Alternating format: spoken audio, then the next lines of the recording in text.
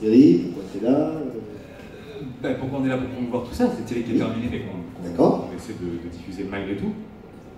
Parce qu'elle existe encore et que l'éventualité un jour peut-être d'un reboot ou quoi que ce soit serait possible. Pas d'une saison 2, puisque ça a été fait dans un contexte très particulier avec des gens qui ne sont plus disponibles ou des manières de faire qui ne sont plus les nôtres. Donc le produit tel qu'il est aujourd'hui continuera pas sous cette forme, mais j'ai toujours bon espoir, malgré toutes les choses qu'on a fait après ou dans d'autres contextes, j'aime beaucoup cette histoire, l'histoire de Karma, et je la reprendrai sous une forme ou sous une autre dès que l'opportunité se présentera. Okay. Je passe à la suite. Oui. Après c'est la bande-annonce zombie, me semble-t-il. Donc quand je dis que nos vidéos n'ont pas forcément de rapport les unes avec les autres, la deuxième c'est un trailer qui n'est qu'un trailer. C'est-à-dire que ça a été tourné pour être une bande-annonce. Il n'y a absolument pas de film, de série derrière, qui a plusieurs objectifs. L'idée d'abord est de s'amuser avec les concepts. Là en l'occurrence c'est donc une bande-annonce de zombies, hommage à Walking Dead, sans plus de subtilité.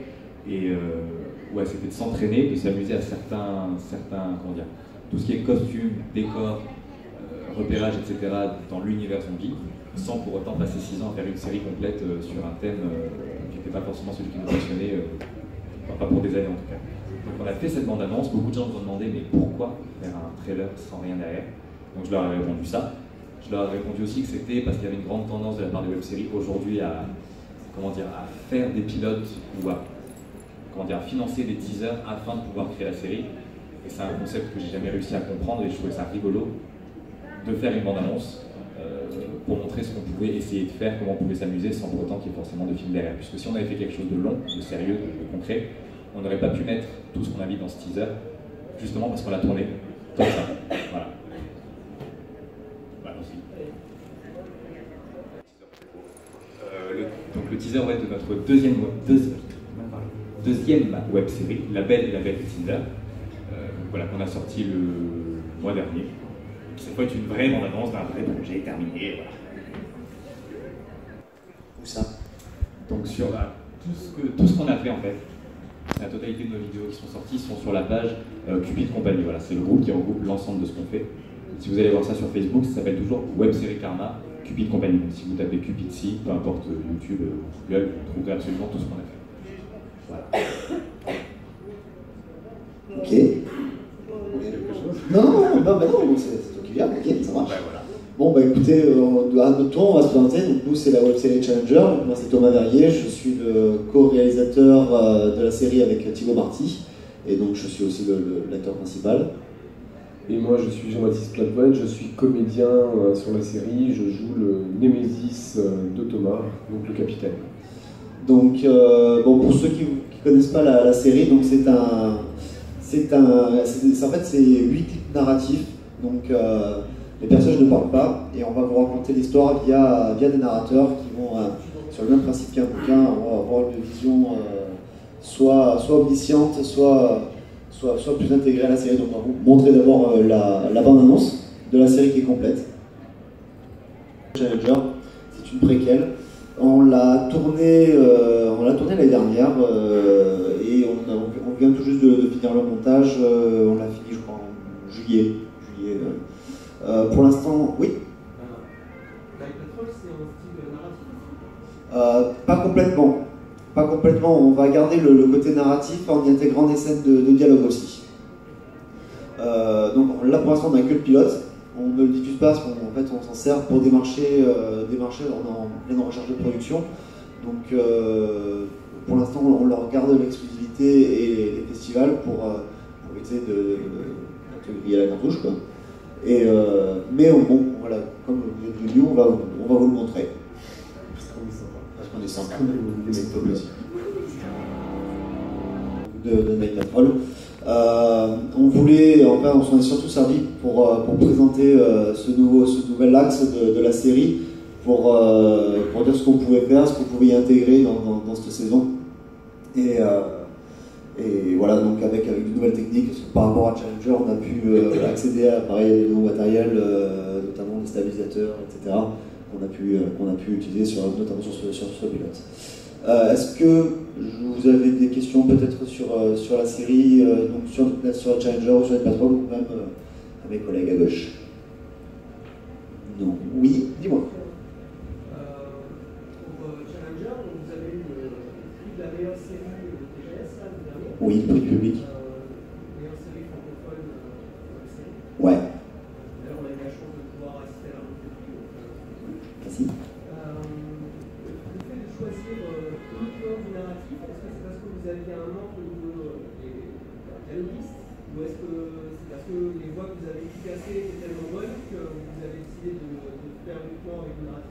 Alors en fait, si tu veux, c'était un peu... comment te dire? C'était un peu... C'est hyper original, c'est d'ailleurs vraiment ce qui fait le... C'était lié l'utile à l'agréable, on va dire. Si tu veux, on voulait vraiment mettre en avant le travail des comédiens de doublage, donc de Damien, de Brigitte, qui ont un organe extraordinaire, leur voix... oui, je parle de leur voix, hein. C'est pour moi la voix de Matt Damon. Aujourd'hui, Matt Damon ne serait pas Matt Damon s'il n'avait pas la voix de Damien. Pareil pour Morgan Freeman. C'est des voix, c'est des comédiens à part entière. Donc on voulait vraiment mettre ça en avant. Et également, c'était aussi c'était bien parce que tourner une série dans le Var en plein mois d'août, comment te dire, comment devenir sérieux quand t'as le son d'une série France 2, genre le domaine... Le château des Oliviers. Voilà, l'Olivier de la Discord, tout comme ça. Donc c'est un peu compliqué. Donc là, ça nous a permis également de tourner uniquement, sans prise son réel et de tout faire en post-prod. Donc c'était plus facile. On a gagné beaucoup de temps au niveau du tournage. Et voilà, donc c'était pour nous, on voulait travailler un peu, je sais pas si vous connaissez, moi j'ai toujours été très fan des films musicaux comme Moonwalker par exemple, et travailler en fait une série comme un enchaînement de clips, pour moi c'était juste le kiff quoi. Donc le mettre les voix comme ça par-dessus la musique. Et quand on parle du loup, on a une des voix qui nous ont... Comme Brigitte. Coucou. Voilà, Brigitte Lecordier. C'est loupé. Ouais, non, mais non. Non, merci Brigitte pour ta voix. Vous parlez pas de Challenger? Bah bien sûr que si. Non. Quoi? Qu'est-ce qu'il y a, Brigitte? T'es Voilà. parfaite. Ah ouais, c'est vrai? Oui. Ah, ouais. Ah. Comme le gâteau.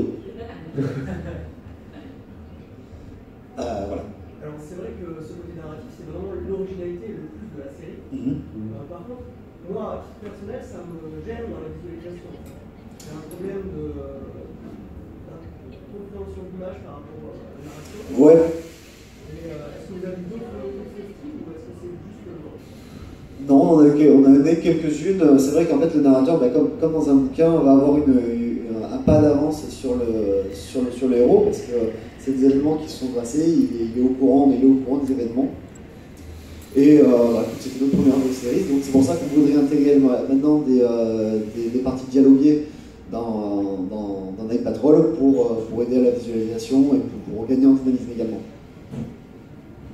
Parce que donc voilà, comme tu l'as compris, Challenger c'est sur une seule route, et là donc Night Patrol ça va être sur une seule nuit. Donc les mecs ont 8 heures pour atteindre l'objectif, donc si on arrive à faire ce qu'on veut, ça va chier. Et au niveau production, tu disais que vous la gardez, vous gardez sous la main pour la production, mais vous n'avez pas essayé de participatif dessus En fait, si tu veux, on pourrait, mais en indépendant tel qu'on est aujourd'hui, on ne se sent pas les épaules. C'est-à-dire qu'on voudrait passer par une production qui va nous aider au niveau de la logistique, au niveau des recherches de financement, parce qu'on peut faire du participatif avec une prod, mais ça pourrait être en fait juste une partie du financement. C'est-à-dire que si tu vas démarcher le CNC, tu arrives à avoir une bourse au CNC, si tu démarches la région, tu arrives à avoir une bourse à la région, si tu arrives... on peut avoir des financements à droite à gauche, et après on peut faire une partie participative qui va nous permettre d'avoir un budget assez suffisant pour le projet.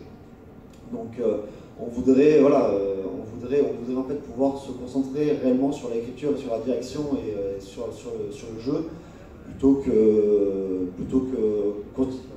comment? Ben c'est ça, parce que y a des gens qui font bien et qui font vraiment mieux que nous quoi. Donc si c'est leur boulot et qu'ils font bien, pourquoi pas leur demander? Voilà. Qu'est-ce que tu penses toi, de la production? Moi, déjà, je suis plus ou moins, de manière générale, je suis d'accord avec ce que tu viens de dire à l'instant, c'est-à-dire que, ouais, c'est dans ce qu'on fait, dans la web-série, après, peu importe de quel milieu on vient, quelle ampleur le projet a, effectivement, ça prend pas mal de temps de se concentrer sur essayer déjà d'améliorer ce qu'on a, c'est-à-dire l'écriture, le jeu, enfin bref, le produit tel qu'il est. Et effectivement, s'il y a des gens dont c'est le métier de faire ça, autant se tourner vers eux.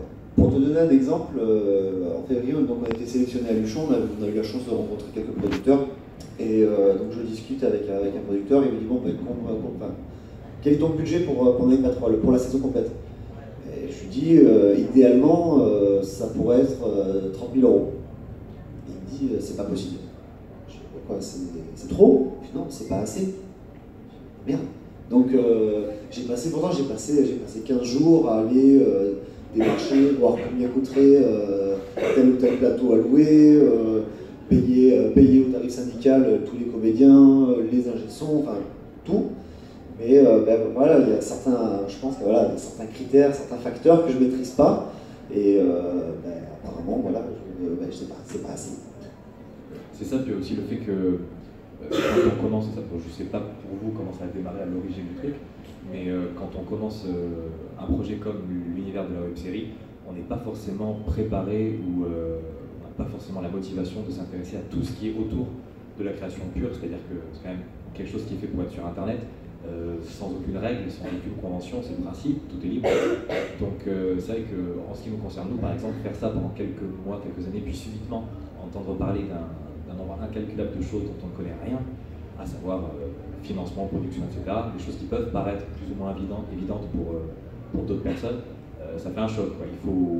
C'est un travail à part entière que de se concentrer sur la production, le budget et l'existence de son projet. Et c'est un autre travail que de se concentrer sur son écriture et ses acteurs et son histoire et la partie créative du projet, je pense. La production, c'est un métier à part entière, et on a du mal à mélanger après la réalisation, la production. Ça fait beaucoup de choses à porter sur ses épaules, et c'est pas forcément évident justement quand on est sur des projets web-séries comme ça de tout manier à la perfection. Donc, ouais, on n'est pas, voilà, c'est pas notre boulot, et puis après moi je l'ai approché de façon différente, c'est-à-dire que quand on a décidé de tourner Challenger sur le crowdfunding, forcément on lançait un financement participatif, j'étais obligé, j'ai pas lancé bon il nous faut 3000 balles, hein, j'ai pas lancé ça à la louche quoi.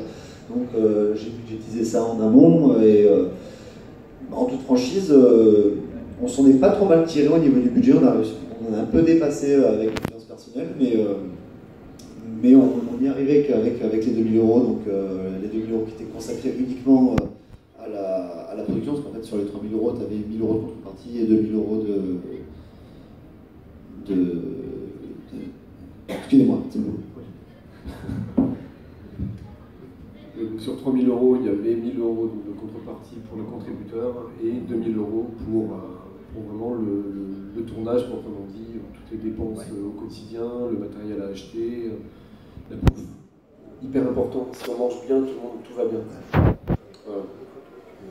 Donc, et on a réussi, voilà, avec un peu plus de 2000 €, effectivement, comme le disait Thomas, à boucler le tournage, c'est-à-dire 2 sessions d'une quinzaine de jours entre Toulon et Toulouse, et pour obtenir le résultat que vous avez dans le Challenger. Et pour Night Patrol, c'est vrai qu'on s'est dit, 3000 €, on a envie de faire mieux. En partant de là, on est tous d'accord que l'argent c'est le nerf de la guerre, et si on veut faire mieux, de toute façon, au bout d'un moment, on n'a pas le choix de passer par une prod pour améliorer notre niveau en termes de qualité, d'image, de son, de jeu, de décor, de costume, de tout ce qu'on veut. Voilà. Donc je repasse. Oui, et puis de toute manière, évidemment, les gens vont finir par nous dire non, parce qu'on est gentil, mais on exploite tout le monde, et les gens sont bien sympas, mais bon, il faut qu'ils aient une reconnaissance pour leur travail. Moi, je me sens pas bien. Les comédiens de doublage qui ont prêté leur voix l'ont fait bénévolement, ils ont été un amour, mais moi je me sens en toute franchise, je me sens merdeux j'ai l'impression d'abuser de leur gentillesse. Donc je voudrais pouvoir, en fait, ça serait vraiment un remerciement de pouvoir les payer au tarif syndical, pour pouvoir les payer, pour pouvoir leur dire merci, autrement qu'avec une bouteille de pinard. Puis bon, c'est valable pour tout, ce qui est valable pour les comédiens de doublage, ça va être valable pour Margot, pour la maquilleuse, qui fait un boulot fabuleux, mais le matériel, ça coûte de l'argent. C'est son matos perso. C'est son matos perso, c'est son métier. Donc au bout d'un moment, voilà, chaque travail mérite salaire et ça en fait partie. Voilà. Là, clairement, on a vu de ce côté-là une envie de monter en puissance avec la production, la recherche de producteurs pour la suite, etc. Pour vos projets à vous, aujourd'hui, vous vous placez comment? Parce qu'en fait, on a vu 3 exemples. J'ai le sentiment que c'est de la passion plus que du professionnel. Donc aujourd'hui, vous vous placez comment, vous, à cette étape-là? Ouais, je pense que là, vraiment aujourd'hui, maintenant, j'en suis plus ou moins au moment transitif où j'ai envie d'arrêter justement de systématiquement tout faire dans la case amateur et essayer justement, ce qu'on disait tout à l'heure, voilà, de comprendre un petit peu les rouages de tout cet univers. Il y a tellement de choses à faire, etc., que c'est vrai que c'est très long en fait. Moi, je vois pas le temps passer, et quand je me dis, bon voilà, je fais juste cette vidéo, oui, c'est pas professionnel, c'est pas produit et tout, mais c'est juste par envie, voilà, puis dès qu'elle est terminée, on passera à la suite. Parce qu'en fait, ça met un an à faire, et j'ai pas vu les 4 années passées, donc c'est un petit peu toujours reporter le moment où on va se mettre à ça sérieusement. Donc, bon, bah, là, j'ai envie de répondre maintenant, je vais le faire, voilà. Et peut-être que dans un an, on va revenir ici et on aura 3 vidéos débiles à montrer en plus, je ne sais pas.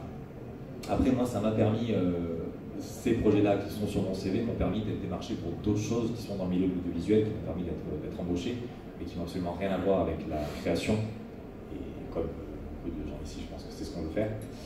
Donc il y a ça, et puis il y a aussi la mauvaise habitude en fait. J'ai pris la mauvaise habitude de systématiquement...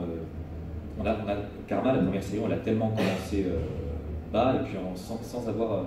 le mot web série n'était pas forcément étiqueté pour nous, c'est-à-dire que moi, voilà, c'est le Visiteur du futur qui m'a motivé. J'ai découvert ça, j'ai aimé, je me suis dit d'accord, donc on a le droit de faire des choses, peu importe les règles, etc.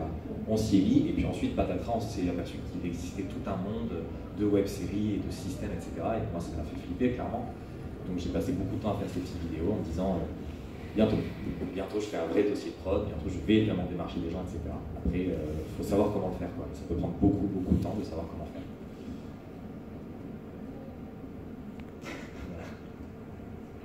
D'autres questions? Non. Bah,